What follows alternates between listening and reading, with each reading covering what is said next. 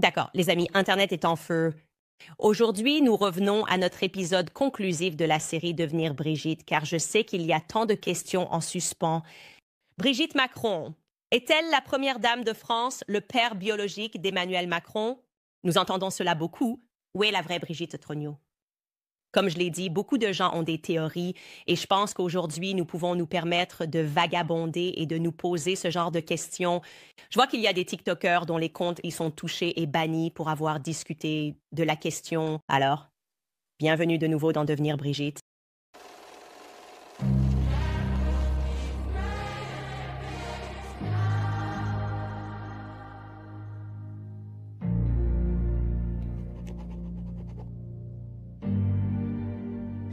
Je pense qu'on peut dire sans risque que mon interview avec le journaliste Xavier Poussard a complètement fait fondre Internet.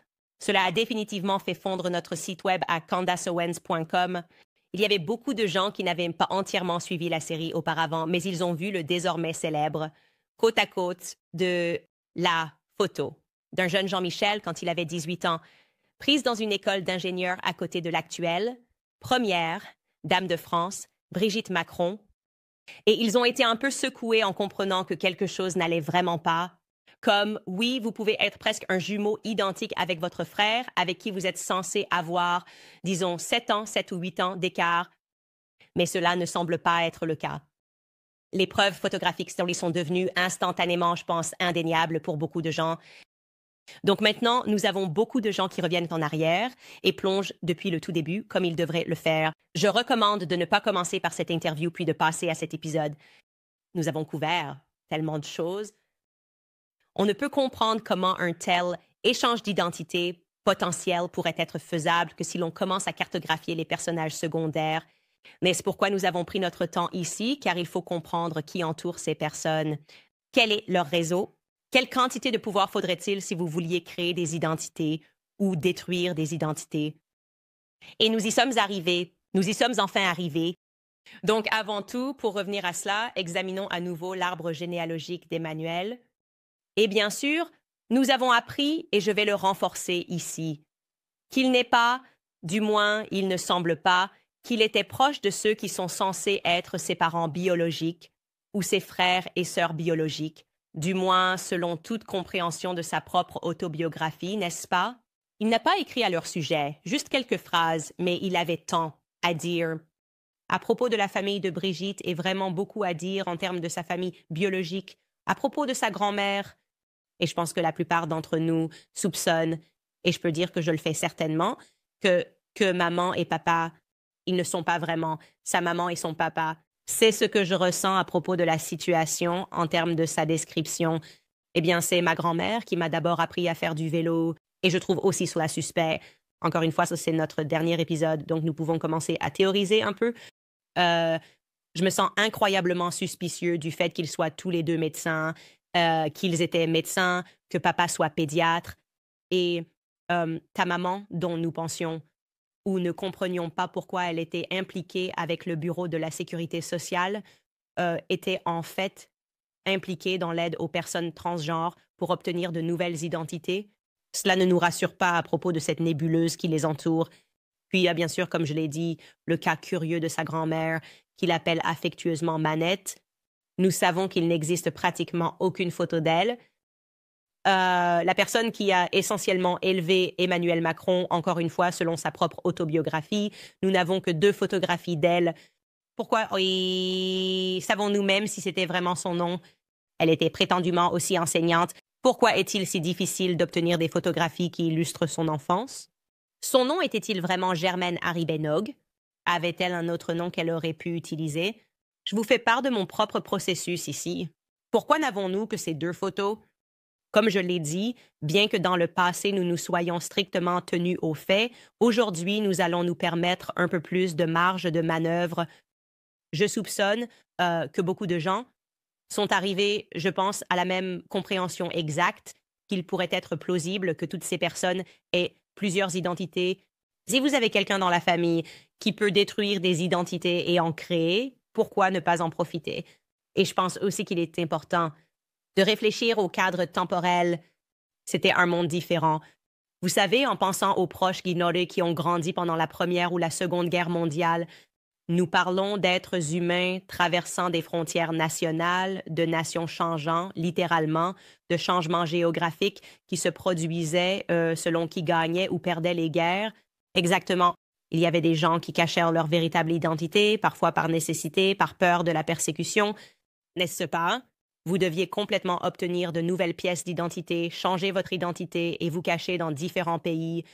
Eh bien, nous savons avec certitude que dans cette histoire particulière, malgré ce qu'on nous vend au public, au moins un côté de la famille a changé de nom ou avait un membre qui a changé de nom.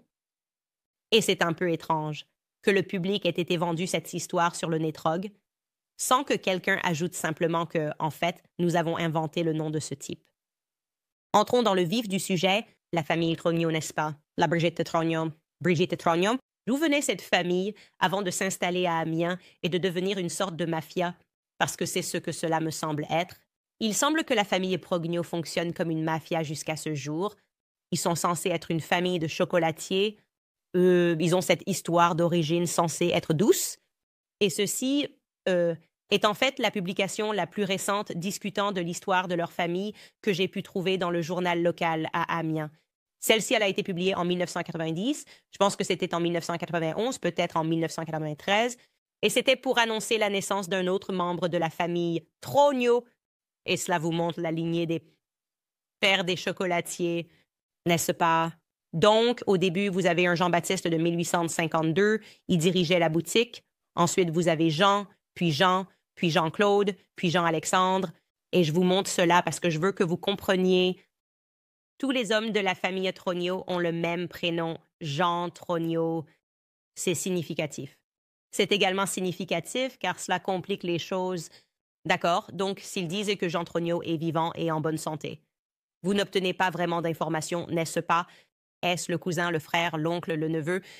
Tous les hommes de la famille Trogno portent le nom de Jean Trogno, et la plupart d'entre eux, d'ailleurs, pour être clair, ont plus d'un deuxième prénom. D'accord. Donc tout d'abord, en revenant à cette publication, si nous pouvons la remettre, ce premier Trogno original, Jean-Baptiste. Oui, c'était un mensonge. Son nom n'était pas réellement Jean-Baptiste. Le premier Jean qui s'est installé à Amiens et a ouvert cette chocolaterie, son vrai nom était en fait Marc-Étienne Xavier Trognel. Donc c'est juste une partie de l'héritage qu'ils ont en quelque sorte inventé. Et je ne suis pas sûre de la raison ou du but de ce mensonge. Encore une fois, nous savons avec certitude que son nom était Marie-Étienne. Nous avons pu obtenir l'acte de naissance. Cela n'est pas contesté parmi les généalogistes. Donc, c'est juste la question de savoir pourquoi commencer même par un petit mensonge sur l'héritage de votre famille. Est-ce parce que vous vouliez montrer une lignée ou une décision consciente a-t-elle été prise pour une raison ou une autre qui est inconnue du public? Pour raconter ce mensonge, s'agit-il vraiment de rendre les choses plus confuses? Avez-vous décidé que nous allions appeler tout le monde dans la famille Jeanne? Pour quelle raison cela serait-il? Pourquoi prendriez-vous cette décision? Même, d'ailleurs, pour être clair, les femmes de la famille ont aussi des prénoms masculins en deuxième prénom. Nous allons donc ressortir cette photo de famille, encore une fois, la désormais célèbre photo de famille. On nous dit d'ailleurs que c'est Brigitte sur les genoux de sa mère. Cela ne ressemble en rien à Brigitte, mais nous allons simplement accepter cela. Cette photo, encore une fois, pour vous rappeler, a été présentée au public par Mimi Marchand, en qui nous n'avons absolument pas confiance. Mais vous pouvez voir le deuxième prénom de Brigitte. Son nom complet est en fait Brigitte Marie. Claude Trogno. Brigitte Marie-Claude Trogno, ce qui est intéressant, soit dit en passant, pour être clair, parce que son père, comme vous pouvez le voir, n'a pas Claude dans son nom. Alors pour quelle raison elle s'en prend à Claude Trogno? Son père est John George Trogno. Il a un fils, comme vous pouvez le voir, juste au-dessus dans cette photo, un fils qui a aussi Marie dans son nom. Son nom est John, Claude, Marie, Joseph Trogno. Ça fait beaucoup de prénoms. Vous ne voyez généralement pas cela dans les familles en dehors de l'aristocratie, n'est-ce pas? En dehors de l'aristocratie où vous verrez 20 noms. Remontant pour montrer leur lignée. Jean-Claude, Marie-Joseph, Brigitte, Claude Trogno. Et puis, bien sûr, nous avons notre homme, Jean-Michel-Henri Trogno, tout à gauche. Et ensuite, pour ajouter encore plus de confusion, les gens de la famille semblent épouser des personnes qui portent les mêmes prénoms que leurs frères et sœurs. D'accord, donc ce n'est pas trop pertinent pour vous de vous en souvenir. Vous pouvez garder cette photo affichée parce que je veux juste continuer à la parcourir. Mais Monique Trogneau, elle est à droite. Elle a épousé quelqu'un qui a le même prénom que son frère, donc elle a épousé quelqu'un nommé Jean-Claude. D'accord. Un peu déroutant. Et puis Jean-Claude, le frère en haut là-bas, a épousé quelqu'un qui porte le même prénom que sa sœur Brigitte. Il a épousé quelqu'un nommé Brigitte Poisson. Elle est donc devenue Brigitte Trogneau. C'est à la fois très pratique et très déroutant. Et c'est pourquoi vous pouvez un peu vous perdre dans ce labyrinthe. Et cela vous fait vous demander, comme je me suis demandé, si cette confusion est intentionnelle. Parce que si vous avez tous ces noms et que tout le monde a un peu le même nom, mon cerveau se dit que cela vous faciliterait beaucoup le déplacement au sein de la famille et le partage des identifications, n'est-ce pas? Pour entrer et dire « je veux juste une pièce d'identité qui dit Claude Joseph », oh non, non, c'est mon nom. J'ai beaucoup de noms, mais je suis en fait Claude Joseph. Et donc peut-être que maintenant je me fais passer pour Claude Joseph. Encore une fois, je spécule ici. Mais pour être clair, cette image en général n'est pas une avec laquelle je suis à l'aise. Parce que, comme je l'ai mentionné, nous ne faisons pas confiance à Best Image parce que nous ne faisons pas confiance à Mimi Marchand. Et la première fois que cette image a été présentée au public, elle a été donnée au public à la documentariste qui a dit qu'elle avait l'impression d'être interrogée par la police quand elle essayait. Son nom était Virginie Lindart. Vous vous souvenez d'elle? Elle a réalisé ce documentaire, Brigitte Macron, un roman français, et elle a dit qu'elle n'avait jamais été interrogée de cette manière. Elle n'était autorisée à parler qu'à certaines personnes, et on lui a donné très peu de photos. Et toutes ces photos devaient passer par le meilleur image de Mimi Marchand. Donc, elle distribue ces images. Et son passé, celui de Mimi Marchand, d'avoir été accusée de falsification et d'extorsion, je commence à me demander dans quoi exactement Best Image se spécialise. Qu'ils avaient l'exclusivité sur toutes les photos du passé de Brigitte et n'en ont produit que quelques-unes. Se spécialise-t-il dans Photoshop? Parce qu'il y a une chose que certaines personnes sur Internet ont remarqué, quelques éléments qui me semblent vraiment étranges à propos de cette photo. Tout d'abord, cette fille tout à droite, Monique Trogneau. D'accord. Regardez ses mains. Ça a l'air bizarre. Que se passe-t-il là?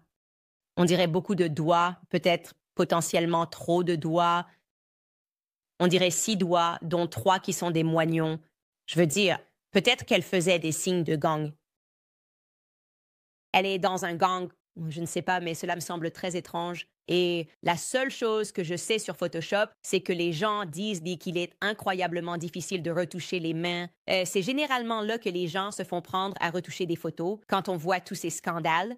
Nous savions que Kim Kardashian avait retouché la photo à cause de ses mains. Il lui manque une main, il lui manque un doigt. Je ne sais pas pourquoi c'est le cas. Encore une fois, je ne travaille pas dans ce domaine, mais il est incroyablement difficile de retoucher les mains et les doigts. Et puis, il y a le visage de Monique, en général. Dès que je l'ai vue, après avoir parcouru tant d'histoires de Brigitte, j'ai réalisé, et nous pouvons ressortir cette photo, que Monique me semblait simplement familière. J'avais l'impression d'avoir déjà vu ce visage. On me dit que c'est une sœur aînée, mais pour être honnête, elle ressemble beaucoup à cette photo. D'accord? J'étais comme cette photo. Ressemble vraiment, vraiment beaucoup. Ce sont censés être 2 personnes différentes. Ça ressemble à, je ne sais pas. Comment cela pourrait-il être 2 personnes différentes? Et si vous vous demandez quelle est cette photo à gauche, c'est une photo de Brigitte. Apparemment, ils ont fouillé France 3 et sont tombés sur une vieille photo de 1949 de Brigitte, Brigitte Osier. Donc, c'est Brigitte après le mariage, Brigitte dans la phase enseignante. Et je trouve juste que ce visage est tellement familier. Mais bon, les frères et sœurs sont familiers. C'est vrai, pas de problème. Tu peux ressembler exactement à ta sœur.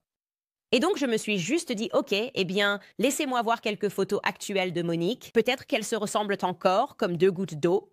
Et elles sont toutes les 2 vivantes aujourd'hui, donc cela ne devrait pas être difficile à trouver. Des photos de Monique. Et en fait, c'était vraiment difficile de trouver des photos de Monique, malgré son mariage avec un milliardaire, Damien, maintenant une famille milliardaire de l'automobile, Monique Trogneau.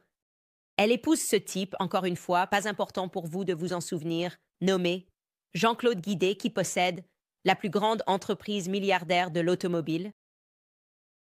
Entreprise en France. Elle n'a jamais pris de photo tout au long de sa vie à part celle-là. Impossible de trouver une photo de mariage, rien. Et Xavier Poussard m'avait prévenu parce que je lui envoyais des messages en disant « Comment est-ce possible ?» Je veux dire, allez, comment peut-on épouser un milliardaire? Épouser quelqu'un qui arrive et il n'y a tout simplement pas de photo de vous et il y a comme une seule photo de son mari. Je me dis, ça ne peut pas être une chose. Je comprends la vie privée, mais ce n'est pas une chose. Et Xavier m'a averti, ne commence pas à creuser parce que rien n'a de sens. Dès que tu commences à regarder l'histoire, tu réalises que rien n'a de sens et c'est exactement ce qu'ils veulent. Essentiellement pour te rendre fou, pour confirmer ce qui devrait être des choses très basiques. Et pour une raison quelconque, c'est pratiquement impossible de le faire. Malgré les grands noms de ces familles, malgré leur proximité avec le pouvoir, il est pratiquement impossible de confirmer quoi que ce soit. Alors j'ai simplement décidé de laisser tomber.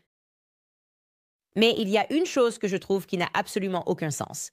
Et c'est très étrange, et j'aimerais beaucoup inviter le public à se pencher sur ce mystère incroyable. Beaucoup d'entre vous avaient soupçonné que ces familles pourraient toutes être liées. Les Osier, les Trogneau et les Macron viennent-ils tous de la même famille?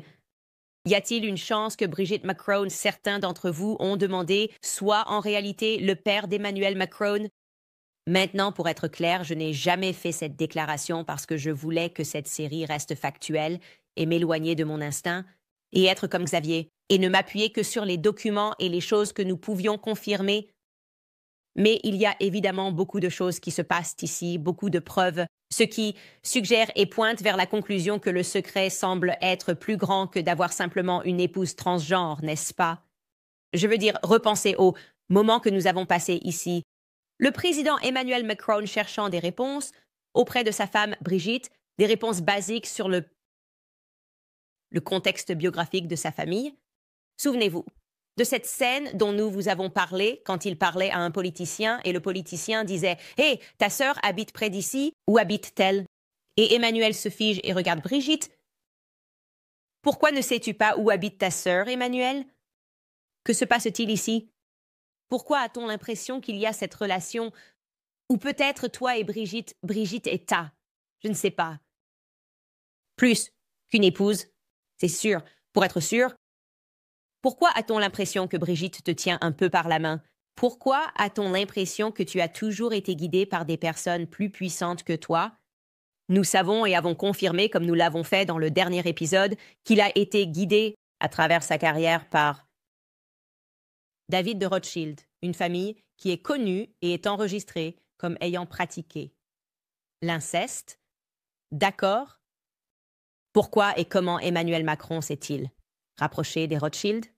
Tellement proche que son collègue a dit « Ce type ne savait même pas ce que signifiait Ibida et pourtant il est devenu le plus jeune associé gérant. » Nous avons compris que quoi que ce soit, il voulait dire David Rothschild lui tenait la main, il ne pouvait pas contester le pouvoir. Nous rions de lui en réunion car il ignorait la finance. Pourquoi David Rothschild a-t-il veillé à ce que Emmanuel ait sa main tenue? Le vice est agréable, mais l'inceste est le meilleur car il reste dans la famille. C'est une citation directe de la cousine de David Rothschild, Nathalie Rims Rothschild. Et au cas où vous ne me croiriez pas, voici un extrait d'elle disant cela, d'ailleurs. Écoutez. Et comme nous le faisions très souvent dans ces familles, le vice est agréable, mais l'inceste est le meilleur, car il reste dans la famille. Elle, Lola, dit en anglais, elle, est passée directement du français et a dit « C'est ce que nous disons dans notre famille. Le vice est agréable, mais l'inceste est le meilleur. » Puis, il y avait une biographie, écrite par l'auteur Nathalie Livingston, intitulée « Les femmes de Rothschild », ce qui a en quelque sorte révélé le désir maniaque de la famille Rothschild de maintenir leur fortune et leur pouvoir dans le monde, un désir si maniaque qu'ils pratiquaient l'inceste familial. C'est tout simplement indéniable, c'est un fait, d'accord. Et apparemment, ils ont fait cela seulement jusqu'à ce que cela ne soit plus socialement acceptable, jusqu'à la fin du 19e siècle, les gars, juste avant que nous n'entrions dans cette famille Trogneau, qui est tout simplement incroyable. Puis ils ont dit « plus jamais, plus jamais ». Et ce qui est intéressant dans ce livre, c'est que Nathalie Livingston documente que la raison de cela est le testament de l'original Rothschild, Mayer Amschel Rothschild. Elle dit, je cite, « Cela remonte à ce testament ?» Dans celui-ci, Mayer Amschel Rothschild a dit que rien n'était plus important que la famille, et cela signifiait à tout prix. Il s'agissait de préserver l'unité de la banque et l'intégrité du nom. Il n'y a aucun doute, l'endogamie, ça n'a pas dû être formidable. Par exemple, il y a une énorme quantité de problèmes de santé mentale qui ont couru dans la famille. Je ne peux pas croire qu'il n'y ait pas de corrélation entre les unions endogames et les problèmes de santé mentale. Elle discute ensuite même de la façon dont cette mentalité au sein de la famille était si forte, qu'il croyait que toute femme qui sortait de la famille en termes de mariage était maudite. Comme vous êtes maudit parce que vous n'avez pas épousé votre cousin, frère, oncle, peu importe. Donc, bien sûr, votre esprit vagabonde et vous commencez à réfléchir naturellement dans cette histoire. Pourquoi David Rothschild a-t-il choisi Macron? Un gars dont ses collègues disaient qu'il ne savait même pas ce qu'était l'EBITDA. Et pourtant, David Rothschild a pris l'initiative de le faire devenir le plus jeune associé gérant de l'histoire de la banque. L'objectif d'une banque est de faire du profit. Si vous êtes un Rothschild, vous vous souciez de faire du profit. Bien sûr, si vous vous souciez, surtout de manière obsessionnelle, de vous assurer que votre pouvoir ne se perde pas dans le monde, la dernière chose que vous allez faire est de choisir un type obscur qui ne sait rien et de le faire monter dans les rangs. Vous ne vous écarteriez de cet objectif évident de vouloir que la banque gagne de l'argent que s'il y avait quelque chose de plus important que l'argent, et ce serait le pouvoir, n'est-ce pas? Et vous ne feriez cela que si le népotisme était en jeu, à mon avis. Vous vous dites, je vous fais monter dans les rangs parce que vous êtes de ma famille. Et ce qui compte le plus pour moi, c'est que cette banque et tout ce que vous faites reste dans la famille. Vous donnez un emploi à quelqu'un, non pas parce qu'il est qualifié dans ce sens, mais parce qu'il est membre de votre famille, n'est-ce pas? Comment et pourquoi David Rothschild s'est-il rapproché? De la famille Mocrone de médecins et de la famille Trognot de chocolatiers, n'est-ce pas? Comment... Ce que je peux vous dire, et encore une fois, nous sommes maintenant purement dans la spéculation, c'est que mon instinct personnel a toujours été que si vous alliez pratiquer l'endogamie, une relation père-fils pourrait en fait être trop proche. J'ai toujours pensé que si cela se produisait, nous chercherions un oncle. J'ai l'impression que c'est juste une histoire standard, comme un oncle qui abuse d'un enfant. J'ai l'impression que c'est ce que mon cerveau fait instantanément, ce que mon cerveau recherche instantanément. Et il s'avère, les gars, vous n'allez pas me croire, mais ce schéma de noms similaire. Dans chaque famille, les membres de la famille s'étendent également à la famille Macron. Rappelez-vous, il n'existe à ce jour aucune photo connue d'Emmanuel Macron avec ses parents durant son enfance. C'est insensé, d'accord? Nous savons que son père, la personne qu'on nous dit être son père, s'appelle bien sûr Jean-Michel Macron. Mais il y a un autre Jean-Michel que nous n'avons pas encore mentionné, et c'est peut-être le plus important, oncle, Jean-Michel Nogue. Ajoutons-le maintenant à l'arbre généalogique d'Emmanuel pour que vous puissiez visualiser cela, d'accord? Donc, son père est Jean-Michel, sa mère est François Nogue. Eh bien, François Nogue a un frère et avait un frère. Comme vous pouvez le voir, il est décédé en 2006 et son nom était Jean-Michel Nogue. D'accord? Cela m'a intéressé. Encore une fois, je descends dans le terrier du lapin. Je veux juste identifier qui est qui. D'accord? Il est le frère du docteur François Nogue, celui qui aide les personnes transgenres à obtenir de nouvelles pièces d'identité. D'accord, incroyable. Et aussi, elle a dit, comme nous l'avons souligné, que pour elle, Brigitte n'est pas une belle fille. Hein? Qu'est-elle pour vous? D'accord, continuons simplement à descendre dans ce terrier du lapin. Eh bien, le plus drôle, c'est qu'Emmanuel Macron n'a pas suivi le parcours normal du catholicisme. D'accord? Il n'a pas été baptisé enfant. En fait, ses parents ne sont pas religieux. Il a choisi lui-même d'être baptisé à l'âge de 12 ans alors qu'il était à l'école LA, École de la Providence. Donc, 2 ans avant de rencontrer l'amour de sa vie, Brigitte, il a décidé de prendre une décision. Ce qui est, je veux dire, c'est incroyable, non? Pour dire « je veux être baptisé », Et c'est une chose étrange. Je pense que c'est une chose remarquable. Pas une chose étrange, une chose remarquable pour un enfant de 12 ans de faire sans l'orientation parentale. Mais qu'est-ce qui est intéressant là-dedans? Ce que nous n'avons pas mentionné auparavant, c'est qu'il a choisi son oncle, Jean-Michel, pour être son parrain lorsqu'il a été baptisé. D'accord? Donc les baptêmes ne sont pas censés être juste un acte de vanité. Je sais qu'aujourd'hui, ils sont devenus cela. Je vais juste choisir un baptême, un parrain ou une marraine, et en fait, je n'ai aucune foi en Dieu, aucune foi en la religion. Je pense juste que ce serait cool, ou peu importe. C'est un peu l'interprétation moderne. Maintenant, cela a une signification spirituelle importante. Cette personne est censée être choisie pour être celle qui vous guidera spirituellement tout au long de votre vie. Si quelque chose devait vous arriver, c'est une personne à qui vos parents feraient confiance. Si quelque chose devait arriver à vos parents, c'est censé être un individu que vos parents confieraient pour vous guider spirituellement pour le reste de votre vie. Emmanuel Macron a choisi Jean-Michel Nog, son oncle. D'accord? Je vais lire ceci directement du livre de Xavier Poussard. Il a écrit, je cite, un personnage en particulier a attiré notre attention. L'oncle maternel d'Emmanuel Macron, Jean-Michel Nog. Il était important. Emmanuel Macron l'a choisi comme parrain lorsqu'il a décidé de se faire baptiser. Le rôle de la marraine est évidemment revenu à Manette. Né le 15 décembre 1940 à Nèves et décédé le 6 octobre 2006. À Amiens, Jean-Michel Nog n'était pas un simple médecin généraliste. Il était un membre éminent du conseil de la faculté de médecine d'Amiens. Comme l'indique sa nécrologie publiée par ses collègues dans le Courrier Picard, rappelez-vous, c'est le journal d'Amiens. Il était également président de Domus Medica, une société immobilière civile réunissant de nombreuses organisations professionnelles de santé locale. Ensuite, il s'implique, ce ne sont que des amis pour le département du conseil, blablabla. Donc, c'était un homme important. C'est une figure immense. Alors, je me suis dit, sûrement cet homme. Oncle Jean-Michel doit être photographié quelque part. Peut-être une photo de lui et Emmanuel le jour du baptême. Peut-être Ayla Providence, je ne sais pas. Peut-être le jour du mariage d'Emmanuel Macron avec Brigitte. Sûrement. Nous pouvons trouver une photo de ce type dans les cercles médicaux. D'accord? Et vous n'allez pas le croire, les gars. Et bien sûr, vous allez le croire.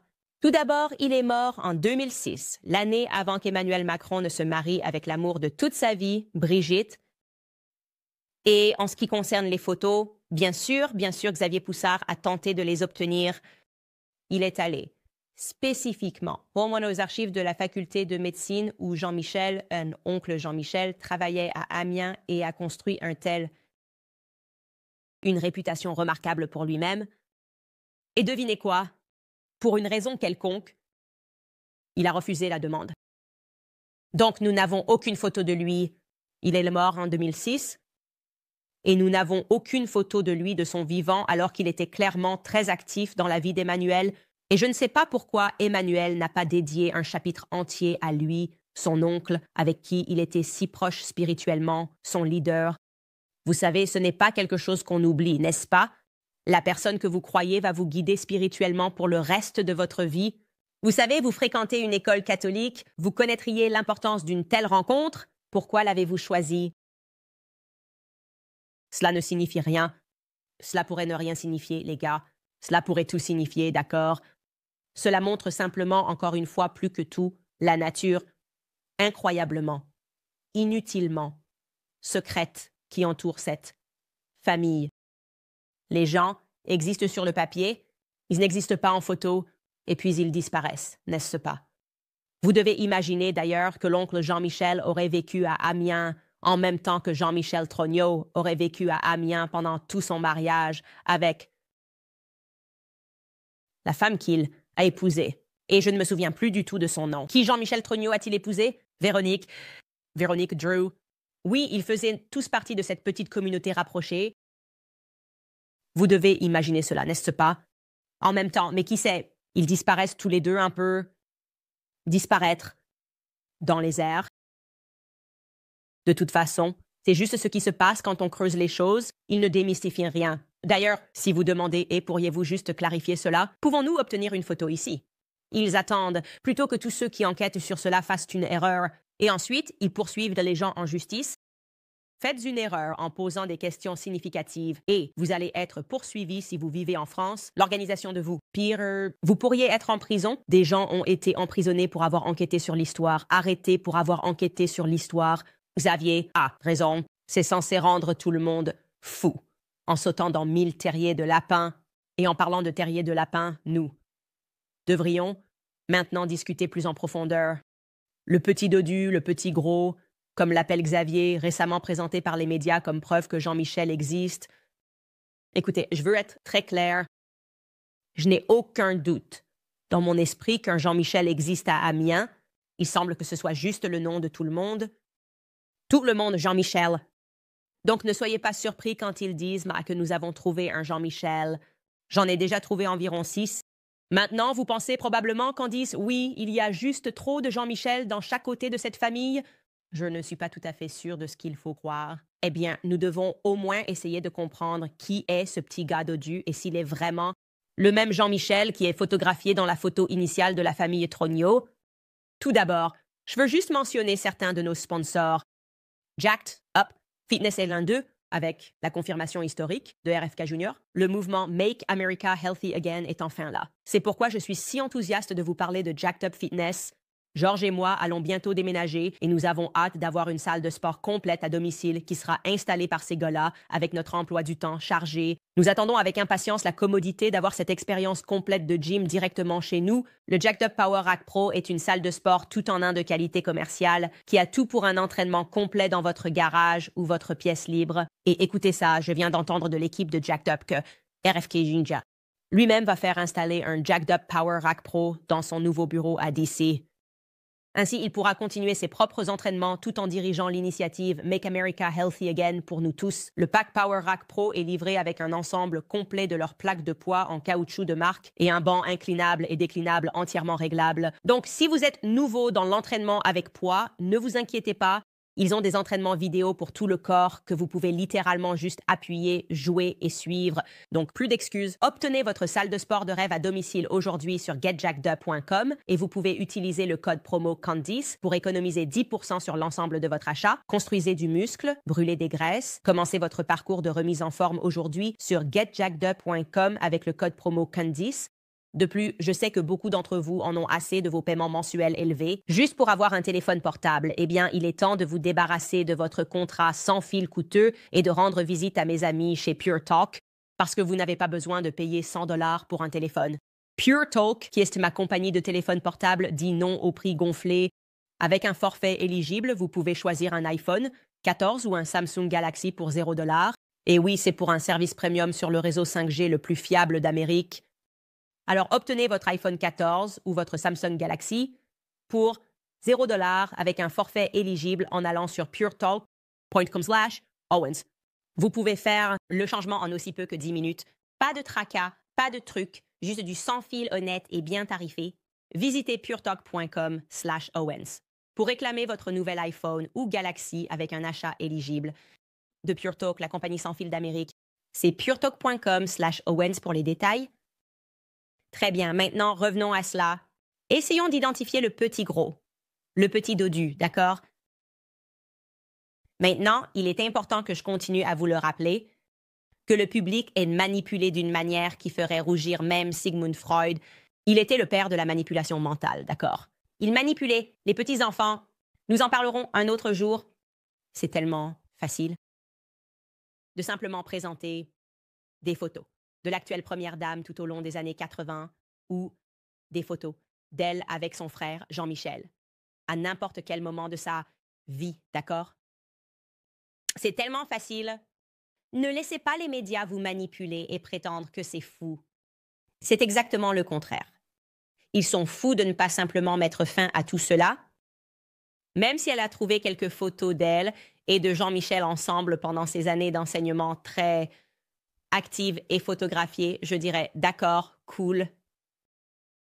Il y a seulement une photo de réunion de famille massive que j'ai pu trouver.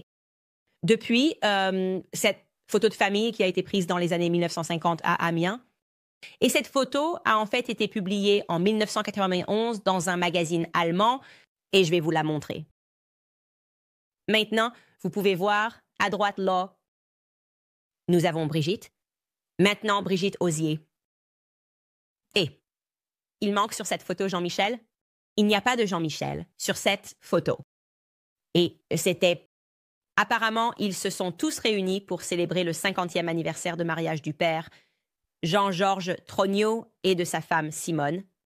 Alors pourquoi n'auriez-vous pas tous les frères et sœurs présents qui sont en vie? Cela ne semble-t-il pas être un événement à ne pas manquer?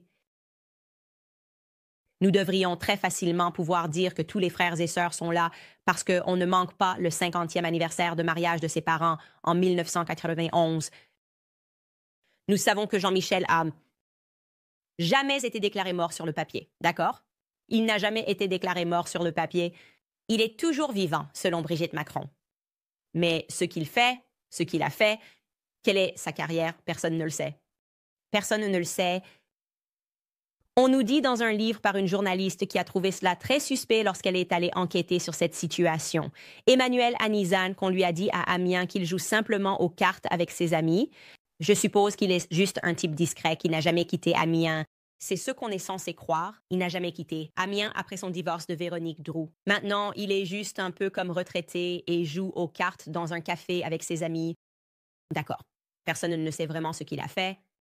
Donc, avec des questions qui atteignaient alors un paroxysme parmi le public français, quand ils ont réalisé que, pour une raison quelconque, ce frère avait été en quelque sorte laissé de côté de l'histoire de Brigitte, et maintenant on leur dit que, eh bien, lui et Brigitte étaient si proches qu'à son mariage, elle a signé à son mariage très privé avec Véronique Droux. Elle a signé en tant que témoin. Et aussi à son mariage, il était le témoin du marié. Les gens se demandent que se passe-t-il ici? Où est cette personne? Soudainement, les médias ont dû commencer à inventer des réponses et la réponse qu'ils ont fournie était « Oh, un petit gars potelé ». Comme j'en ai discuté avec Xavier Poussard, on nous dit que ce gars est le très discret Jean-Michel devenu adulte.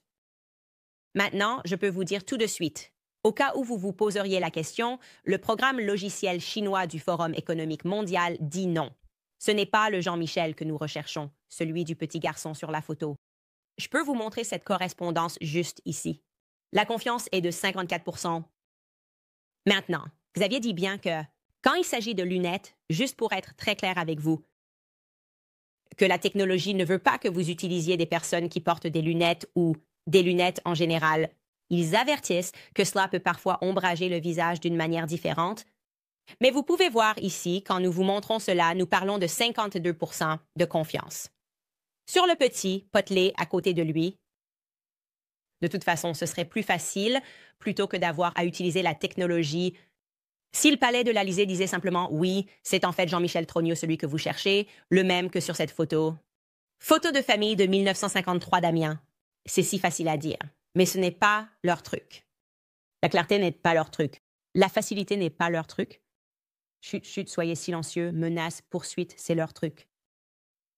Donc, au lieu de cela, juste pour être clair, dans la lettre initiale qu'ils m'ont envoyée, la lettre de 100 pages, d'une opportunité, vraiment, pour me dire « Ne publiez pas votre série. Je vous dis que ce Jean-Michel que vous cherchez, ce petit garçon à gauche, est bien vivant, et ils auraient ne pu simplement me fournir des photos de ces années manquantes, Insegarda. Ils ont décidé de gaspiller cette opportunité en m'envoyant plutôt des captures d'écran du petit chubster à l'inauguration d'Emmanuel Macron. C'est ce qu'ils m'ont envoyé. C'est le langage exact. De plus, Jean-Michel est récemment apparu en public. Il a assisté à l'inauguration du président Macron en 2017 et 2022.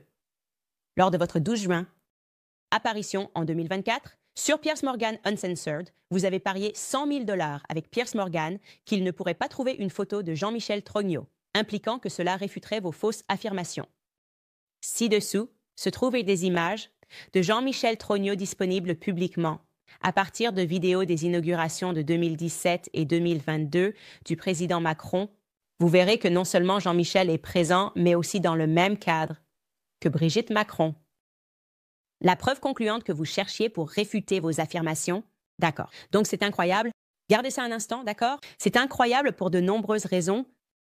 C'est incroyable que le palais de l'Élysée, au lieu de nous donner un document, un passeport avec des éléments noircis, mais peut-être juste son nom, un permis de conduire, n'importe quoi qui serait une forme d'identification, des photos d'eux ensemble en grandissant, car c'est notre problème, m'envoie des captures d'écran. D'une inauguration avec un gars en arrière-plan, ah ah, c'est réfuté? Jean-Michel existe. Comme je l'ai dit, 27 d'entre eux existent. Je n'ai aucun doute qu'un Jean-Michel Trognot existe quelque part à Amiens. En fait, il y en a probablement 20. Mais bien sûr, ils m'ont pris pour un imbécile, d'accord? J'ai déjà été mis au courant de leur jeu, pour ainsi dire, des noms, et tout dépend de la façon dont vous formulez les questions. Cela ne signifie rien de me dire qu'un Jean-Michel existe, mais cela signifierait tout. S'ils se contentaient de donner une réponse à une question de base sur qui ils prétendent être Jean-Michel, alors nous sommes retournés vers eux avec une question précise, pour qu'il n'y ait plus de confusion possible. Nous étions clairs, nous publierons la vérité. Voici le libellé que nous avons écrit dans notre lettre de réponse. Parce que les Macron contestent le fond des reportages et des opinions de Candace, nous aimerions leur offrir l'opportunité de présenter leurs histoires et de clarifier toute rumeur dans la presse. À ce titre, nous proposons n'importe quelle date et heure durant les mois de janvier, février et mars 2025 pour une interview entre Candace et vos clients. Candace, son producteur et un vidéaste se rendront en Europe et organiseront un traducteur et un studio où les Macron pourront répondre aux questions. Comme vous le savez, le premier recours pour un plaignant en diffamation est l'atténuation. En utilisant les opportunités disponibles pour contredire le mensonge ou corriger l'erreur et ainsi minimiser son impact négatif sur la réputation, nous offrons une telle opportunité. Pour faciliter cette interview, nous proposons les questions suivantes à l'avance. Nous leur avons donc donné cette opportunité des semaines avant de commencer cette série de répondre à une question spécifique concernant Jean-Michel lors de l'inauguration. Et voici la question que nous avons posée. J'attire votre attention sur le numéro 3. L'homme que vous avez montré lors de l'inauguration du président Macron en... Les inaugurations de 2017 et 2022, est-ce le même individu photographié à l'extrême gauche sur la photo de famille Trognot d'Amiens? Oui, je suis conscient de votre jeu, d'accord? Ne me dites pas de non. Dites-moi, est-ce la même personne? Et bien sûr, vous savez, nous n'avons jamais eu de réponse. Ils avaient l'énergie et la frustration d'écrire la lettre et de dire que c'est un mensonge. Et nous lui avons donné un délai de 2 semaines pour dire « Donnez-nous juste un oui ou un non à cela. » Et je vous le promets, d'accord. Main sur le cœur, sur la vie de mes enfants. S'ils avaient répondu et dit « Oui, c'est lui, je rapporterai cette information aujourd'hui. » Parce que je ne suis pas intéressée à plonger dans ce terrier de lapin dans le but de propager une théorie du complot. D'accord, il y a quelque chose de très mauvais avec cette famille. Et peut-être que la plus grande chose qui ne va pas avec cette famille est leur refus de répondre à des questions basiques tout en prétendant qu'ils sont victimisés par les questions en même temps. C'est de la mauvaise foi, tout simplement. De la mauvaise foi. Donc, sans aucune réponse de leur part, tout à coup ils se taisent sur ces questions très simples de oui ou non. Nous avons décidé de plutôt essayer d'identifier le gars avec les images de l'inauguration. Quelle est cette capture d'écran qu'ils nous ont donnée dans leurs annotations? Un lien YouTube. Des heures de séquence de l'inauguration et nous avons décidé de passer au crible? D'accord, équipe juridique du Palais d'Élysée, nous relèverons le défi et examinerons cela. Peut-être ceci, il y a cette ambiance familiale que nous pouvons percevoir. La première chose que je devrais noter, c'est que lors de ces 2 inaugurations, John Michel ne se tient pas avec la famille pour les discours de Macron, d'accord? Pas lors de l'une ou l'autre inauguration. Lors de l'inauguration de 2017, voici une image fixe. Il se tient avec un groupe de prêtres, d'accord? Et quand vous regardez les images, la famille marche tous ensemble alors qu'ils descendent de la ligne et disent bonjour aux gens. Et Laurent, qui serait la fille, entre guillemets, de Brigitte, lui parle très brièvement. Ils disent tous bonjour. C'est comme si vous deviez un peu marcher et dire bonjour. La famille descend et il est salué par 2 baisers sur la joue par Emmanuel Macron. Mais il ne se tient pas avec sa famille. Peut-être qu'il est arrivé en retard. Non, peut-être qu'il est juste arrivé trop tard et a été conduit à l'intérieur. D'accord, très bien. Mais cela ne peut pas arriver 2 fois, n'est-ce pas? quelque chose d'autre qui est intéressant, c'est que Jean-Claude, son prétendu grand frère, avec qui il n'était pas, était également présent ce jour de l'inauguration. Et pourtant, Jean-Claude, lors du déjeuner qui a suivi ce discours, était assis à une table avec ses frères et sœurs. Il était assis. Jean-Claude était assis avec Brigitte. Voici une photo de ce déjeuner, d'accord? Pas Jean-Michel, pas la personne qu'il prétende. Jean-Michel, pour une raison quelconque, il n'était pas assis avec ses frères et sœurs. Maintenant, c'est en français. En bas, il est écrit, cela a été publié d'ailleurs en 2023. Assez curieusement, dans Paris Match. Et il parlait de la famille Trogneau, et ils ont omis de mentionner que Jean-Michel, comme ils nous le disent maintenant, était à cette inauguration sans être assis. À table, avec ses proches, sans être assis avec son frère, sans être assis avec Brigitte. Et ce qui est écrit là-bas, c'est à la table de Brigitte, son frère, Jean-Claude et des proches. D'accord, intéressant. Peut-être qu'il avait besoin d'un peu d'air frais, qui sait. Peut-être qu'il ne voulait pas s'asseoir là. Peut-être qu'ils ont une relation étrange, mais laissez-moi vous dire, ça va devenir encore plus étrange lors de l'inauguration de 2022, parce que en parcourant les images, je reconnais encore une fois que Jean-Michel n'est nulle part près de la famille pour le discours. Était-il encore en retard? Je ne sais pas. Mes amis, je vais vous montrer cela parce que ce qui est encore plus gênant, c'est le fait que lorsque Emmanuel termine son discours et fait la marche, il se dirige vers la section de la famille. Le voici. Et il fait un effort concerté, ce pour embrasser et étreindre tout le monde. Aux côtés de Brigitte, vous verrez Brigitte juste un pas derrière lui, s'arrêtant intentionnellement pour embrasser et étreindre tous les membres de la famille. Vous pouvez les voir, ils commencent à se pencher, ils sortent. Regarde-moi. Je t'aime. Oh, prenons notre temps ici, Typhon. Ah, l'air si fier. Maintenant, il ne marche avec personne d'autre que Brigitte. Je ne suis pas exactement sûre de qui est ce type, mais ce que nous voyons ici, ce sont des neveux, des cousins. Nous sommes en mesure de confirmer qui sont toutes ces personnes. C'est clairement la section de la famille. Et encore une fois, je veux être claire, ce sont les deux côtés de la famille qui se tiennent dans cette section. Ce ne sont pas seulement les Macron, c'est aussi évidemment la famille de Rajit. Et vous allez voir cela.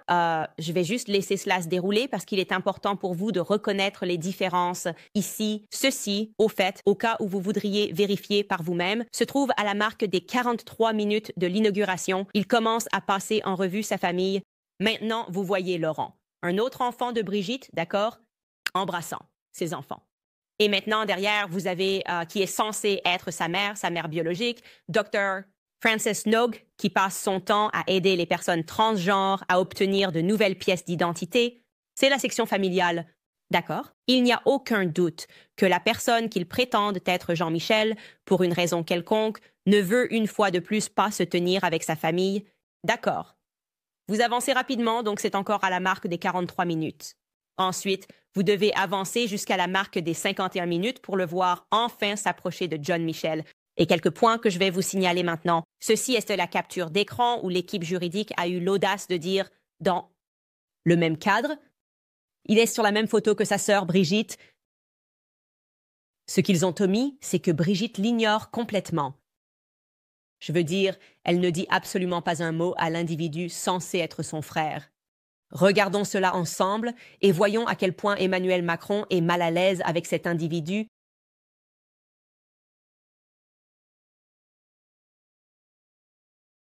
Donc, vous voyez cela si vous êtes en audio. C'est son frère. C'est censé être Jean et Michel. OK, ils ne répondront pas à ça, c'est sûr. Mais c'est censé être celui qu'ils essaient de nous faire croire être son frère. Rien n'est dit. Emmanuel, Brigitte, juste complètement. Oh, il y a le cadre où ils essaient de faire croire qu'elle est juste là avec son frère. Ne dit pas un mot. OK, vous pouvez revenir en arrière et regarder ça, et je vais inventer ça. Mais elle passe juste à côté. Qui ferait ça à son frère le jour de l'inauguration? Emmanuel Macron. Maintenant, je me sens comme si j'étais en présence de mon beau-frère. Je ressentirais comme je dois aller vers lui en premier, non? Je ferais mieux d'aller vers lui en premier, et puis Emmanuel essaie comme « Oh, d'accord, je dois dire quelque chose un peu amical. Au revoir. » Et c'est tout. D'accord, maintenant mettons ce cadre en pause. Avec qui est-il debout? Revenons un peu en arrière si tu peux, Marc.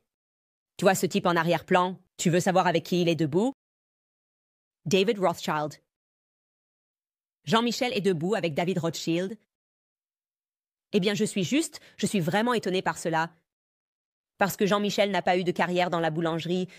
dans la banque. Jean-Michel a peut-être eu une carrière dans la boulangerie, mais pas dans la banque, n'est-ce pas? Il est censé être de la famille des chocolatiers. Il n'a jamais quitté Amiens. Nous ne pouvons trouver aucune preuve qu'il ait quitté Amiens. Alors, que fait-il? Quelle est sa relation avec David Rothschild? Pourquoi est-il là? Et s'il te plaît, essaie de donner un sens à tout ça. Encore une fois, je suis juste une personne ordinaire. Je n'ai rien d'autre que du bon sens, mais je dois te dire, toute ma famille est là-bas.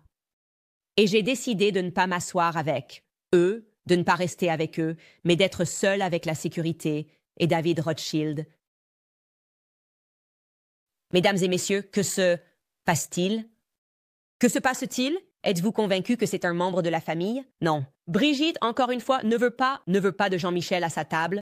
Ils étaient si proches quand elle s'est mariée avec André Lewis. Ils l'étaient. S'il te plaît, j'ai besoin que tu sois le témoin. Si proche quand il s'est marié avec Véronique Drew, ça a dû être une énorme dispute familiale, ce qui fait que même lorsqu'il est à l'inauguration, il ne reste pas avec la famille. Comme ça a dû être un désastre absolu d'une dispute familiale. Et encore, quel rapport ont les Rothschild avec Amiens? Je trouve juste que c'est un thème incroyable ici. Alors, que signifie tout cela? Que signifie tout cela? Eh bien, cela signifie que, malheureusement, les gars, je ne peux pas répondre à ces questions pour vous, et Xavier Poussard non plus, pour le moment. Mais ce que cela signifie, c'est que, pour la première fois, plutôt que le monde entier soit informé par les médias traditionnels, manipulé par les médias traditionnels, pour croire qu'il n'y avait rien ici et que Candace souffrait de psychose postpartum, en se penchant sur cette histoire maintenant, des millions et des millions de personnes dans le monde entier vont s'y intéresser. Des millions ont regardé cette série, des millions envoient des emails, des millions enquêtent, et quelqu'un, quelque part, sait quelque chose. Quelqu'un, quelque part, a vu quelque chose. Quelqu'un, quelque part, peut être capable de trouver une photo de Jean-Michel Nogue dans les archives des centres médicaux où il a travaillé tout au long de sa carrière illustre. Quelqu'un, quelque part, reconnaît peut-être de quel Jean-Michel il s'agit, d'accord? Quelqu'un, quelque part, peut-être connaît-il la réponse au mystère de ce qui est arrivé à Brigitte Trogneux. Où est Brigitte Trogneux? Brigitte Trogneux a-t-elle reçu un autre nom? Brigitte Trogneux est-elle morte jeune après avoir eu des enfants? Je ne connais pas les réponses à ces questions. Cela nous a pris Xavier Poussard, et des personnes comme Natacha Ray, presque une décennie de leur vie pour en arriver là. Beaucoup d'entre eux ont renoncé à leur liberté. Natacha Ray a fait des allers-retours avec un diagnostic de cancer, étant torturée par la mafia Trogneux, comme je la décrirais, car ils agissent comme une mafia lorsque vous commencez à vous immiscer dans cette affaire. Nous vous abuserons légalement si vous commencez à poser ces questions, car c'est ce que nous préférons faire plutôt que de répondre à quoi que ce soit. Ils ont sacrifié une décennie de leur vie à rechercher cela, et maintenant nous avons la capacité de percer ce mystère au grand jour. Et donc, si vous avez des informations sur cette famille, peut-être que vous êtes quelqu'un assis en Algérie et vous vous dites « Oui, non, je me souviens de lui. » Oui, que se passe-t-il en Algérie? À cette époque, peut-être que vous êtes allé à l'école avec Jean-Michel Trogneux. Peut-être que vous êtes dans l'armée française et que vous remarquez quelque chose d'étrange concernant l'accès à ces dossiers, parce qu'il y a un dossier. Il y a un dossier militaire qui est verrouillé en ce qui concerne Jean-Michel Trogneux. Encore une fois, quelque chose qui est censé être mis à la disposition du public qu'ils ne rendront pas disponible. Et ils veulent juste nous manipuler à ce sujet. Il est juste tellement privé, mais il va à l'ouverture tellement privé. Il ne veut pas être avec la famille ou être impliqué avec eux. Eux, ils préfèrent être avec David de Rothschild. Aidez-moi, les gars. Vous avez des informations, veuillez les envoyer à info@andasowens.com. C'est mon instinct. Oui, je suis d'accord avec ceux d'entre vous qui commentent en ce moment que nous regardons. Potentiellement un cas d'inceste. C'est ce que je ressens au fond de moi. Cela doit être un secret si grand qu'il les ferait réagir de cette manière, parce que c'est une forme de violence de traiter les journalistes ainsi. C'est une sorte de violence émotionnelle de faire ce genre de choses. Et ils le font comme s'ils savaient que le vice est agréable. Mais l'inceste est le meilleur et les choses là qui devraient rester dans la famille. Bref, les amis, avant de répondre à certaines de vos questions, je veux vous rappeler notre dernier sponsor, Nîmes Skincare. Vous savez que je les adore absolument. Je les promeux toujours sur mon Instagram. C'est vraiment une entreprise merveilleuse, vraiment merveilleuse. Si vous êtes prêt à maintenir l'élan du nouvel an, nouveau mois et que vous cherchez une bonne routine de soins de la peau, des formules douces aux traitements luxueux, Nimi offre tout ce dont vous avez besoin pour garder votre peau éclatante. En ce moment, vous pouvez utiliser le code Candace10 à la caisse pour profiter de 10% de réduction sur votre commande. Que vous vous choyiez ou que vous surpreniez un être cher, c'est le moment idéal pour essayer les soins de la peau transformateurs de Nîmes à un excellent prix.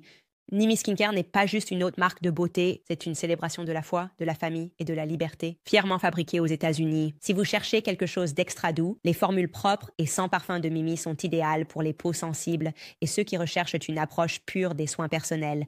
Alors utilisez le code Candace10 aujourd'hui sur nemiskincare.com qui s'écrit N-I-M-M-I skincare.com, code promo Candace10 et vous économiserez 10 sur votre achat. Offrez-vous ou offrez à quelqu'un de spécial ce cadeau d'une peau éclatante et rafraîchie à l'effort en 2025. Code promotionnel nimiskincare.com. Candace, je veux aussi ajouter ici, les gars, si vous appréciez cette série, nous l'avons gardée évidemment entièrement gratuite. Tellement de travail a été investi dans cela. Cela signifierait énormément pour moi si vous regardez ceci en ce moment et que vous preniez juste quelques secondes pour aller sur candaceowens.com, acheter des articles. Vous pouvez acheter un support Candace, cette tasse, et nous avons différentes couleurs disponibles. Tout est faux et gay parce que c'est, vous savez, bacon des années 90 gay. C'est une façon de nous soutenir. Vous pouvez aussi acheter mon prochain livre qui parle du féminisme. Allez sur canowens.com et vous obtiendrez en fait une réduction sur l'achat, disponible en précommande. Faites-lui un sandwich. Vous pouvez aussi simplement offrir un cadeau. Inscrivez-vous. Entrez dans ma série sur les vaccins. C'est un tout autre terrier de lapin à explorer pour que les parents comprennent ce qui arrive aux enfants et aux vaccins et pour en savoir plus sur la mafia médicale et les personnes qui se réveillent au fait qu'il existe une mafia médicale. J'adorerais que vous nous souteniez de quelque manière que ce soit afin que nous puissions continuer à garder cette information importante, gratuite, sans la mettre derrière un mur payant, quelque chose que je n'ai jamais envisagé de faire. Je veux dire, comment pourriez-vous parler d'une histoire qui implique l'inceste et les enfants et les activités criminelles du gouvernement, puis faire un teaser et le mettre derrière un mur payant? Je veux que ces sujets restent gratuits et nous avons pu le faire en grande partie grâce aux personnes du monde entier qui nous soutiennent de quelque manière que ce soit. Et donc, si vous le pouvez, je vous demande essentiellement de vous rendre sur candaceowens.com et de donner ce que vous pouvez, d'acheter ce que vous pouvez pour soutenir. Et simplement montrer que vous avez vraiment apprécié cette série, ce serait incroyable. D'accord, les gars, passons à certaines de vos questions qui arrivent en ce moment, auxquelles j'espère être en mesure de répondre. Cette personne vient de recevoir mon livre Becoming, Brigitte, aujourd'hui. J'ai hâte de m'y plonger. Merci à vous et à votre équipe pour tout le formidable travail que vous faites. Honnêtement, les gars, cette série sous forme de podcast n'est qu'une fraction du travail que Xavier Puzard a réalisé et a intégré dans son livre. Beaucoup plus de criminels pédophiles que j'aurais pu mentionner. Et j'ai juste pensé, d'accord, nous voulons que cette série continue d'avancer. Vous devez faire cette plongée en profondeur. Je veux dire, même aujourd'hui, en vous parlant de l'oncle, nous n'en étions même pas encore arrivés à ce point. Et voir le succès de ce livre, des gens qui demandent déjà les droits pour le traduire dans différentes langues. Je reçois des emails au nom de Xavier qui arrivent. Je suis tellement heureux pour lui parce que, comme je l'ai dit, sa famille, quel sacrifice. On ne voit plus de journalistes comme ça, prêts à renoncer et à changer fondamentalement leur vie pour dire la vérité et s'opposer au véritable pouvoir systémique et à l'abus. Nadia nous envoie plein d'émojis vomis juste en parlant du sujet de l'inceste. Nous sommes tout à fait d'accord avec vous et c'est incroyable d'entendre quelqu'un dire ça sur scène et l'admettre librement. Ali dit, Candice, les médias ont empoisonné mon esprit contre toi pendant si longtemps. Je suis vraiment désolée, mais je suis ici maintenant et je reste parce que tu es l'une des personnes les plus élégantes et inspirantes que j'ai jamais entendues. Merci de toujours dire la vérité. Totalement pardonné. Je sais que tant de gens ont entendu des mensonges à mon sujet. L'année dernière, quand j'ai commencé à m'intéresser à l'histoire, il semble que ce soit l'un des points où tout a basculé et ils ont juste commencé à essayer de dire aux gens que j'étais littéralement Adolf Hitler. C'est le scénario il y a semaines avant de commencer l'histoire. Ils sont sortis et ont tenté de convaincre le public que j'inspirais des fusillades dans les écoles. Je veux dire, ça a été insensé. insensé de voir ce que les médias feront à quelqu'un lorsqu'il se rapproche d'une vérité. Et je pense que nous nous réveillons tous à un moment différent et commençons à remettre en question notre relation avec les médias. Le mien s'est déclenché un peu plus tôt que le tien, Ali. Mais j'ai eu ce moment aussi. Je croyais tout ce que je lisais parce que c'était presque... Il faudrait être fou pour penser que les médias protègent réellement le mal et attaquent le bien. Mais c'est la situation dans laquelle nous nous trouvons aujourd'hui. Nous le reconnaissons et c'est une belle chose de s'éveiller à cela, en fait, et d'avoir l'humilité, d'admettre que vous avez tort. Peu de gens ont l'humilité. Ils se contentent de dire « je dois continuer pareil ». Alors, bienvenue. Je suis heureux de vous avoir ici. Waves écrit simplement « tu es incroyable ». Merci à vous pour ces compliments. J'en ai besoin aujourd'hui. J'étais tellement fatiguée aujourd'hui. Il y a des jours quand on est enceinte où on se dit juste « je ne peux pas le faire ». Et j'avais ce genre de matinée et maintenant je me sens bien et incroyable. Michael écrit « vendredi devine faux, alunissage, meurtre de Manson, Epstein, MLK ». D'accord. Donc, j'ai annoncé que demain, j'annoncerai ma prochaine série. Et c'est une grande... Nous n'allons pas la commencer demain, mais je vais l'annoncer demain. Donc, vous ne voudrez pas manquer l'épisode de vendredi. Et elle devine. L'alunissage, meurtre de Manson, Epstein, MLK, JFK, certificat de naissance d'Obama. Je t'aime tellement. J'adore toutes ces suppositions. Vous devrez attendre et voir. Alison vient d'écrire. Alison a en fait juste fait un don à l'émission. Donc, merci pour ça, Alison. Nous voyons cela arriver. Keely écrit « Salut, Candace. Merci pour votre journalisme incroyable. Lors de l'interview, Xavier a dit que Mimi s'était brouillée avec la famille. Personne ne lui a parlé depuis. Je pense, bien que ce soit louche, qu'elle pourrait avoir les informations dont nous avons besoin. Elle est actuellement en train de passer en procès. Elle risque potentiellement d'être condamnée. C'est un énorme scandale. Je me souviens vaguement d'avoir lu à ce sujet, mais cela implique, genre, Nicolas Sarkozy. C'est insensé ce qu'elle faisait pour obtenir du chantage. C'est tout à fait son genre. Tu vois ce que je veux dire. Et donc, tu peux te pencher là-dessus. Si tu cherches simplement Nimi Marchon, tu peux suivre cette affaire. Je n'ai pas de mise à jour pour toi tout de suite en tête, mais elle est dedans. Et oui, bien sûr, ils auraient nécessairement dû prendre leur distance, puisqu'ils prétendent toujours que tout le monde autour d'eux est un criminel. Ce n'est juste pas eux, ce qui est franchement ridicule. Brian écrit « Waouh, voilà. Le pool génétique est tellement mélangé et confus dans les familles Trogno et Macron qu'il est difficile de les identifier individuellement. Et oui, c'est le but, je crois. » Cash écrit « Macron était en direct sur TikTok plus tôt. Tout ce que j'ai vu dans les commentaires, c'était ton nom encore et encore. Fantastique. C'est fantastique. Je suis impatient d'aller voir ça. Il est en crise de relations publiques, essayant de s'en sortir avec le sourire. Ça ne va pas marcher. Ce scandale est maintenant officiellement trop grand et, à mon avis, Emmanuel Macron pour démissionner de ses fonctions parce que vous avez menti à plusieurs reprises au peuple français, vous avez harcelé des journalistes, vous êtes un monstre et pas un monstre de votre propre fait. Vous avez été ciblé quand vous étiez enfant et une partie de moi se sent mal, mais vous êtes un produit endommagé. Et ce que vous avez fait est impardonnable. En tant que leader d'un pays, ce que vous faites est impardonnable et plus personne ne vous prend au sérieux. Il va bientôt en Amérique et c'est tout simplement ridicule de prétendre qu'il a le moindre pouvoir. Quelle que soit l'ombre qui est derrière vous, faites-la voler pour qu'il puisse avoir une conversation avec le président Trump. Nous savons que vous avez été créé. Vous n'êtes pas réel. Vous n'avez pas de pensée propre. Vous êtes le candidat Manchu et vous n'avez absolument aucun pouvoir. Et c'est pourquoi je n'avais pas peur de vous quand vous avez envoyé une lettre, parce que vous êtes un parfait inconnu à mes yeux. Et ce que je ressens, c'est votre peur d'être vu. Et ce qui me terrifie, c'est que des gens vous ont décrit, vos propres gens vous ont décrit comme presque psychopathe pendant le COVID, comme si vous preniez plaisir à faire du mal aux gens. Et je me demande à quel point votre enfance façonnée par la personne avec qui vous êtes marié a eu un impact là-dessus.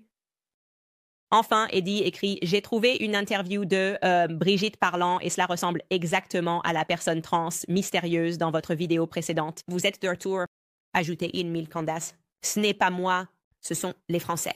Je suis bénie que Xavier m'ait apporté cela et je suis bénie d'avoir le courage de regarder quelque chose et d'être mutilée et caricaturée et traitée de folle par les médias. Et cela ne fait que m'engager davantage dans cette cause parce que je sais ce que sont les médias. Et je me sens reconnaissante. Je me sens vraiment honorée que ce public ait grandi, que vous me fassiez confiance pour vous apporter des histoires qui peuvent sembler folles au début. Croyez-moi, celle de demain va sembler folle au début. Mais faites-moi confiance pour ensuite la développer pour vous. Et au fond de ce que toutes ces histoires ont en commun, c'est que vous reconnaîtrez les médias pour ce qu'ils sont, C'est une entité maléfique qui ne protège pas le peuple. C'est exactement le contraire. Il protège la structure de pouvoir mondialiste. Et donc, merci à vous de me faire confiance pour cela. Évidemment, nous serons là demain. Veuillez vous rendre sur candaceowens.com et soutenir notre indépendance. Et nous vous verrons alors